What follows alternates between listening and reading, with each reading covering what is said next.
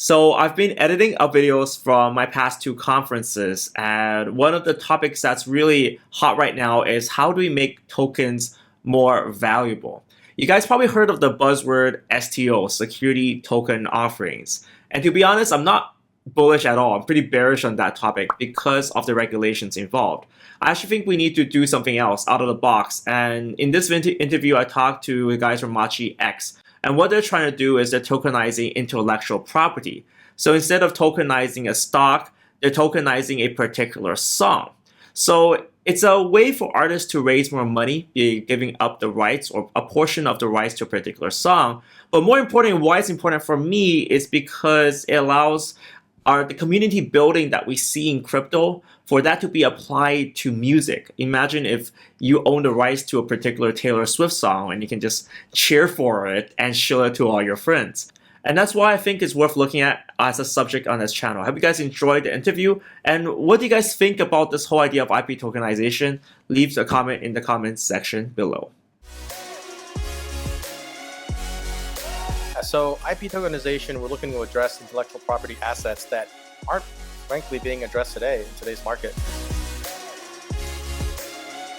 Yeah, so along with this security tokenization trend, I think where people really aren't paying attention right now is this possibility of IP tokenization. To give you a more specific example, this is basically tokenizing a specific song from an artist. Specifically within the music community, artists today struggle with a lot of problems in terms of transparency, efficiency in their royalty payments, etc. And we're looking to solve that problem. Interesting study I saw from the Berklee College of Music in 2015, where they talked about how they estimate somewhere between 20 to 50% of all music royalties are not received by the rightful owner. And there's another study that estimated for each song, there's roughly 900,000 different royalty streams. And I think that's really hard to remember, hard to imagine, and which, not that hard to believe why it is that 20 to 50% of music royalties are not paid out properly. It is important to help musicians to continue their craft and be able to really earn a fair and equitable wage efficiently. When I learned about the fact that Beethoven had about 10 patrons. So when you think about how some of that music may not exist if he didn't, in fact, have those 10 patrons. Mm-hmm. So from that standpoint, we're not doing anything different that wasn't done in history. We're providing a patron model that exists today in the tokenized setting.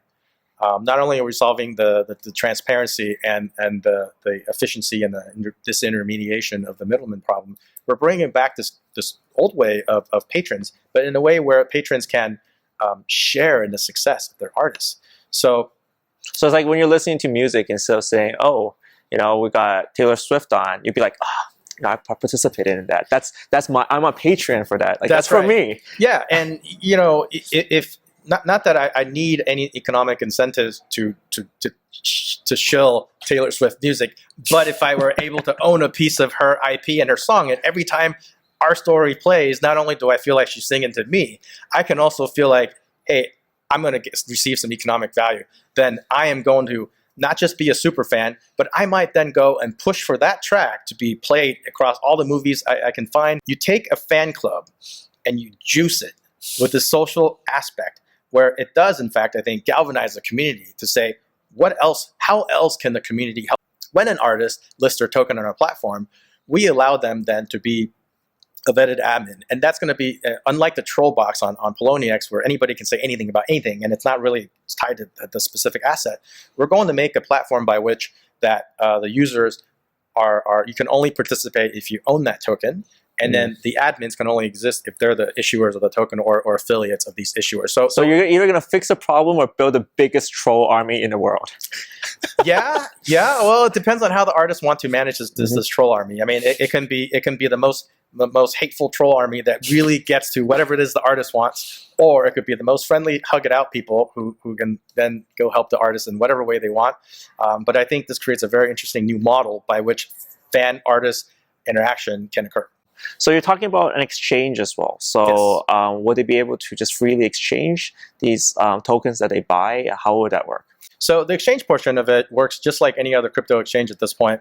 So you have a tokenized asset, much like Ethereum, and then you have some kind of exchange rate. You have your bid and ask, and it works just like any exchange, like Binance or anybody else. Right. So it's just like an exchange, but then not for utility tokens, but rather for just a specific kind of artist, specific album. Right. So this is kind of something that you want to work out with the individual artist. So it doesn't depend. It depends on what they want as well. Yeah, that's right. So an artist can decide, I want to go ahead and sell 10% of my perpetual rights to my song, or 2%, or 50%, or 100%. So this creates a new tool and supporting the artist community in order to say, I don't just have this one choice of waiting for the industry to give me my money on these 3-6 months time frame. I have now another option where I can fund my venture, or I can fund my creativity, where I can fulfill my dreams with this other option. So in terms of your, you can't come here empty-handed. I mean, obviously you probably spoke to artists before. Yes. And the bands. Can you give us specific examples of bands you've spoken to? Or? Yeah, so within Jeff's portfolio of his other line of business there with the Unicorn Entertainment, there are a few different artists there within the Machi entertainment space. Nikki That's where the Lee, name comes from, right? Yeah, Machi Entertainment, so Machi X for the exchange. That's true. So Nikki Lee in East Asia is also very popular. And then his own brother, Stanley Huang, who's won multiple awards in Taiwan as well.